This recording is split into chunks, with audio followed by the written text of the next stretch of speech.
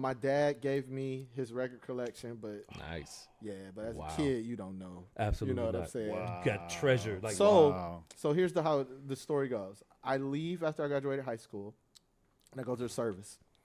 I'm in the Marine Corps, and I'm the music guy in the barracks. I'm the music guy with Wow. all the CDs and stuff. So and I start making. I'm living in Japan for my year there, and I'm making mixtapes for people, like because I'm in the Marine Corps. I don't have no bills.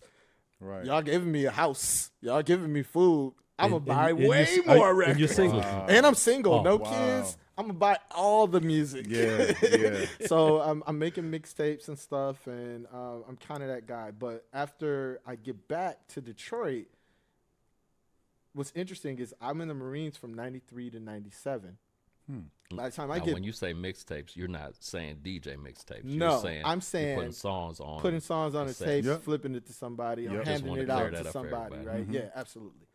Yeah, nah, man, it's not DJ But you're not drama, DJing bro. yet. It's not. Who kid? Not that. Right. No. But I get back to Detroit, and this is where my peers or people who are slightly older than me are like the hip hop thing is full on at this point in '97 when I get Oh, yeah. back. I even missed like a Yeah. big chunk of it. You know what I'm saying? Absolutely. So when I come home, it's more so about me trying to discover what's going on in Detroit.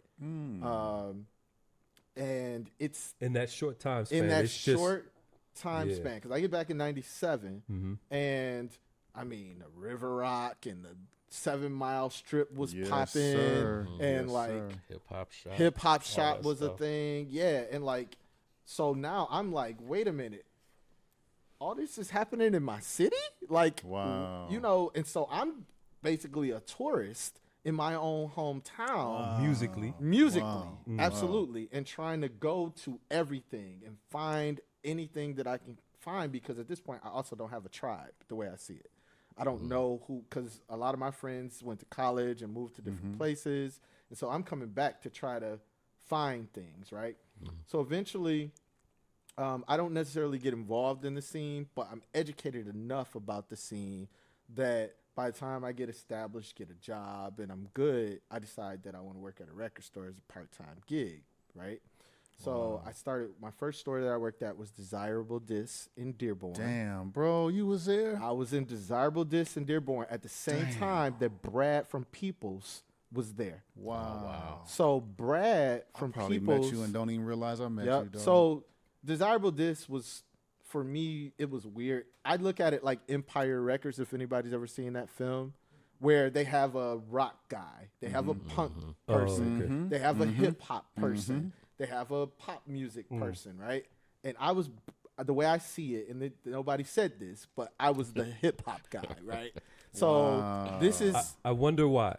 I wonder why, right? But this is, let's say 99, 2000 area, right? So now when what I conceive as the second golden age, like where you get the Slum Village album and all the Soulquarian stuff and Raucous and all of this stuff is coming out. And then like Neo Soul is really starting to pop right then. I'm that guy in the store.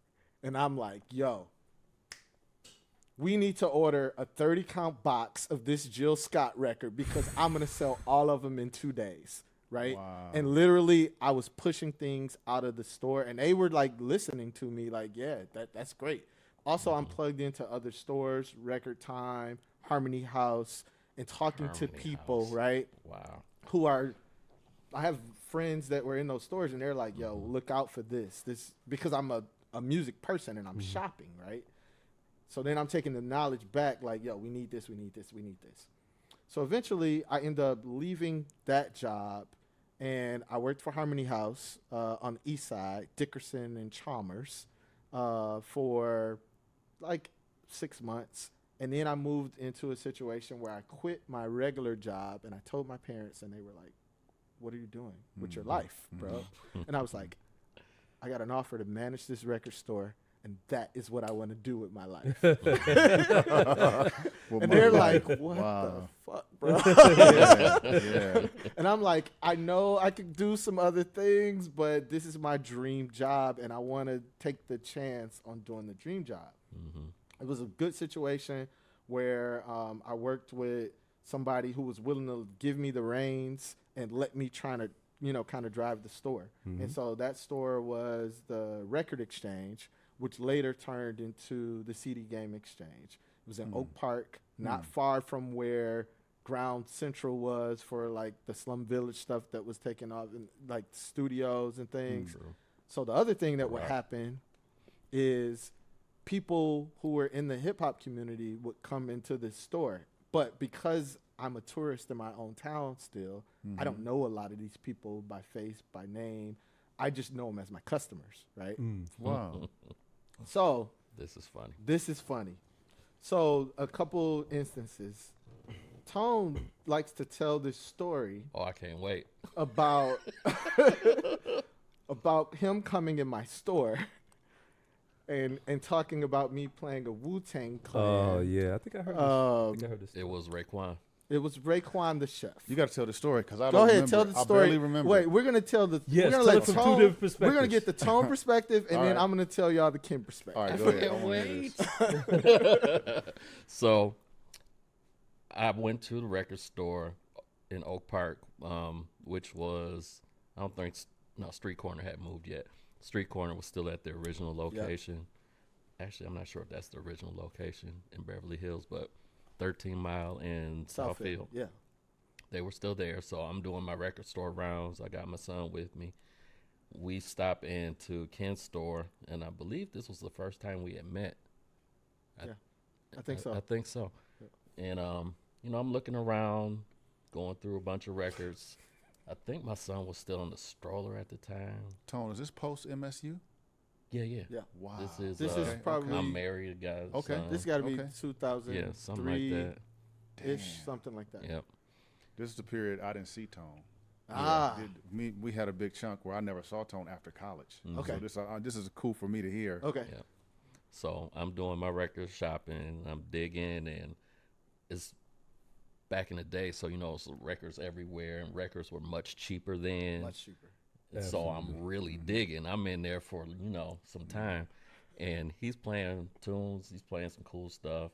Then he plays "Only Built for Cuban Links" album. I can't remember what I said to Kim, but I was like, "Can you change the record? Because my son is in here." And I couldn't wait for this moment because this is my son that was in the stroller. Wow. What up? I was like, He saw